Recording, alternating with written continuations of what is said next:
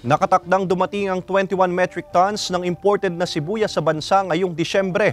Nangangamba naman ng ilang onion dealers sa Batangas na matambakan ng supply kapag dumating na mga imported na sibuyas. Para sa detalye, makakasama natin live si Paul Hernandez. Paul?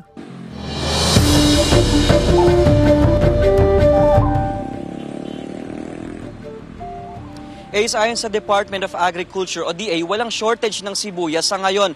Itong pag-aangkat na gagawin ay pantugon lang nila sa inaasahang laki ng demand dito ngayong holiday season. Nito lang nakaraang 2 linggo ang huling supply ng sibuyas sa pwesong ito ni Rose sa Batangas City New Market. Ang presyo kada kilo ngayon, 140 pesos hanggang 170 pesos. Wala pa raw paggalaw dyan. Po ang ginagawa po namin, iba-iba po ang sukat ng may malaki, may maliit. Hindi naman daw mapuputol ang supply sa kanya ng pambentang sibuyas. Lalo't inaasahang tataas ang demand dito habang papalapit ang Pasko. Dasunod lang po kami sa kung ano po ang takbo ng aming pagbigay sa amin ng mga presyo. Maggagayon man ang Bureau of Plant Industry sa ilalim ng Department of Agriculture. Nag-import pa rin ng 21,000 metric tons na sibuyas na inaasahang darating ngayong Disyembre.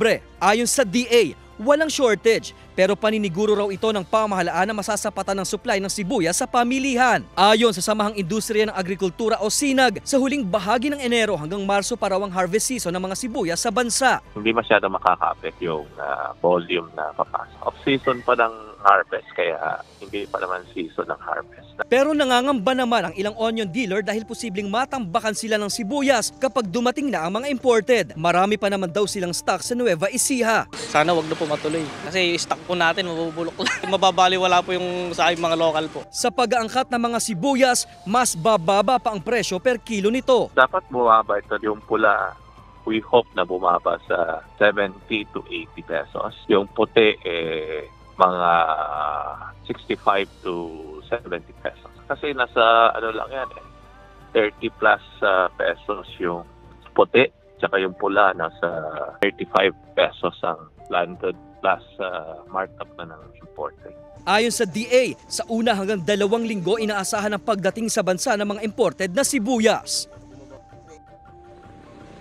Ayon sa Bureau of Plant Industry, nasa 17,000 metric tons na pulang sibuyas yung i-import habang 4,000 metric tons naman para sa puting sibuyas.